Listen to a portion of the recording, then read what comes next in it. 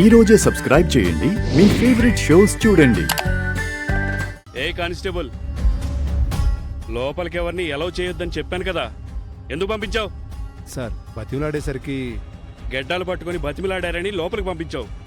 కాళ్ళు పట్టుకుని ప్రాధేయపడితే నేరస్తుడిని బయటకు వదిలేస్తావా ఏంటి? ఎక్స్క్యూజ్ మీ సార్, మీరు పదే పదే నేరస్తుడని మాటని ఉపయోగిస్తున్నారు. ఇది పద్ధతి కాదు సార్. నేరం చేసిన వారిని నేరస్తుడనక సంఘ సంస్కర్త అని అంటారా? నేరం ఇంకా రుజువు కాబడలేదు. Mind your language please. భర్తని చూసుకోవడానికి నువ్వు అనుమతి ఇస్తే ఎస్ఐకి కూడా నీతులు చెప్తుందయ్యా. అందుకే ఆడాళ్లతో కొంచెం జాగ్రత్తగా ఉండాలయ్యా. Sorry sir. ఇంకా మీరు బయలుదేరండి మేడం. మీరు తీరిగ్గా ముచ్చట్లు పెట్టుకోవడానికి ఇది మీ బెడ్రూమ్ కాదు, నా స్టేషన్. బావా, నువ్వు బయటికి వస్తావు, తీసుకొచ్చే బాధ్యత నాది. జైలుకి పంపించే బాధ్యత నాది. తప్పు చేయని వారు జైలు మొహం కూడా చూడాల్సిన అవసరం రాదస్సయ్య గారు.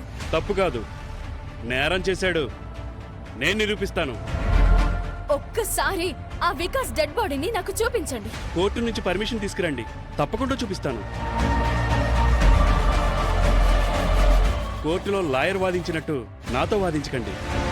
స్టేషన్కి వచ్చి న్యూసెన్స్ చేస్తున్నారని కేసు ఫైల్ చేసి మిమ్మల్ని కూడా లోపలేస్తాను. అవని, నువ్వు బయలుదేరు. ఏంటి మేడం గుర్రుమంటూ చూస్తున్నారు? బయలుదేరండి. నిన్ను బయటికి తీసుకురావడానికి ఆ దేవుడు నాకు ఏదో ఒక దారిని చూపిస్తాడు బావా. నువ్వు ధైర్యంగా ఉండు.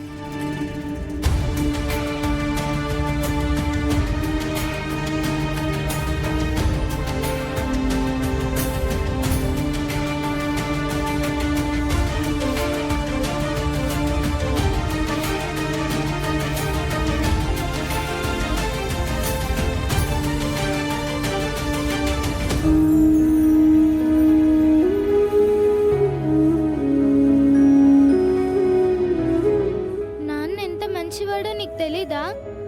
మరి నాన్నని ఎందుకు అరెస్ట్ చేయించా? అమ్మని ఎందుకు బాధ పెడుతున్నావు? దయ లేదా నీకు? మనసు లేదా నీకు?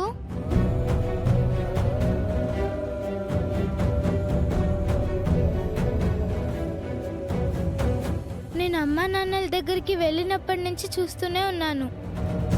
ఎప్పుడు చూసినా కష్టాలే. ఇద్దరు 4 రోజులు సంతోషంగా ఉన్నదే లేదు. వాళ్ళ మీద నీకెందుకంత కోపం? ఎందుకంత పగ? తప్పులు చేసే నిహారిక పెద్దమ్మ, కృష్ణ పెదనాన్న బాగానే ఉంటున్నారు కదా. మంచి చేస్తున్న అమ్మా నాన్నలు మాత్రం ఎందుకు ఇబ్బంది పడుతున్నారు? నేను అమ్మా నాన్నల జీవితంలోకి అడుగు పెట్టడం తప్పైందా? నా వలన వాళ్ళకి గండాలు ఎదురవుతున్నాయా? అటువంటిది ఉంటే కనుక వాళ్ళ నుంచి నన్ను దూరం చేసేయ్. వాళ్ళు సంతోషంగా ఉంటే చాలు నాకు. నేను ఎక్కడున్నా పర్వాలేదు. ఏమైంది తల్లి? ఎందుకు బాధపడుతున్నావు? ఏదైనా సమస్య? అవును పూజారి గారు, నాన్న ఏ తప్పు చేయలేదు. అయినా పోలీసులు వచ్చి తీసుకొని వెళ్ళిపోయారు. నాన్నను బయటికి రప్పించమని స్వామివారిని అడుగుతున్నాను. ఇలా కన్నీళ్లతో కాదమ్మా. స్వామివారి అనుగ్రహం కావాలంటే పూజలతో ప్రసన్నం చేసుకోవాలి. నేను చెప్పినట్టు చేశావంటే అంతా మంచే జరుగుతుంది. నీ తల్లిదండ్రులకు వచ్చిన కష్టం తీరుతుంది. చేస్తావా మరి? ఎంత కష్టమైనా సరే చేస్తాను పూజారి గారు. 48 గంటలు చేయాల్సి ఉంటుంది. చేస్తాను స్వామి. అయితే చెప్తాను విను.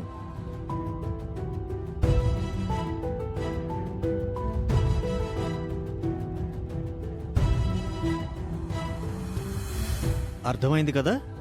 అర్థమైంది స్వామి. అందుకు సిద్ధమా మరి? సిద్ధమే. అమ్మ నాన్నలు కలిసి ఉండాలి. నాన్న నిర్దోషిగా బయటికి రావాలి. వెళ్ళొస్తాను పూజారి గారు. అలాగేనమ్మా, అంతా శుభమే జరుగుతుంది.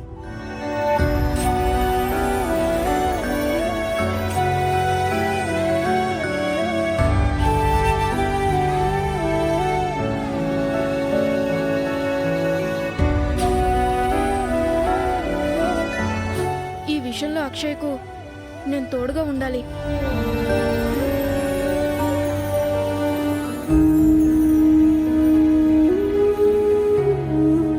నేరం చేశాడు, నేను నిరూపిస్తాను. బావని ఏ విధంగా బయటకు తీసుకుని రావాలో అర్థం కావడం లేదు. దేవుడి దయ వల్ల ఏదైనా దారి కనబడితే బాగుండేది.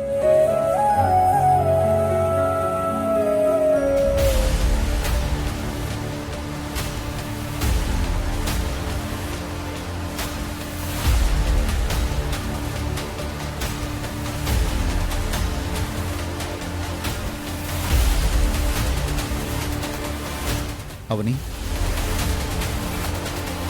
సత్య, నేను ఢిల్లీ వెళ్ళి 1 అవర్ క్రితమే ఇంటికి వచ్చాను. కోర్టుకు బయలుదేరుతుండగా శ్రీకర్ని అరెస్ట్ చేశారని తెలిసింది. కొందరు లాయర్లను కన్సల్ట్ అయితే ఎవరు ముందుకు రావడం లేదని కూడా తెలిసింది. నువ్వు నాకు కాల్ చేసి ఈ విషయం ఎందుకు చెప్పలేదు? నాకున్న కంగారులో నీ విషయమే మర్చిపోయాను సత్య. ఇంక నువ్వు భయపడాల్సిన అవసరం లేదు. శ్రీకర్ని బయటకు తీసుకొచ్చే విషయం నేను చూసుకుంటాను. ఈ కేసు నేను టేకప్ చేస్తాను. Thank you Satya, thank you so much.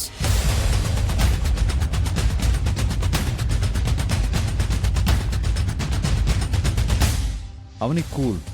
శ్రీకర్కి ఏం కాకుండా క్షేమంగా నీ దగ్గరికి చేర్చే బాధ్యతను నేను తీసుకున్నాను. మాట నిలబెట్టుకుంటాను. నువ్వు ధైర్యంగా ఉండవని.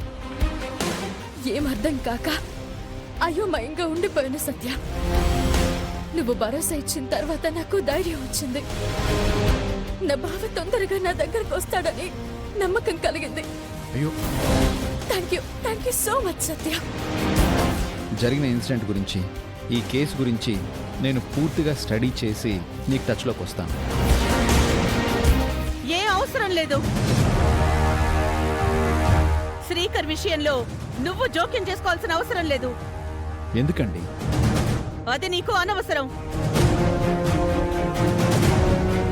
సత్య మంచి పేరున్న లాయర్ కదా వేద. శ్రీకర్ని బయటికి తీసుకురాగలుగుతాడు. మేడి పండులా అందరూ పైకి మంచిగానే కనబడతారు. What you mean? ఎవరి బ్రతుకులేంటో నాకు తెలుసు. వివరించి చెప్పవలసిన అవసరం నాకు లేదు. కానీ మీరు మాట్లాడేదానికి అర్థం ఉండాలి కదా. మేమింకా ప్రయత్నం చేస్తూనే ఉన్నాం.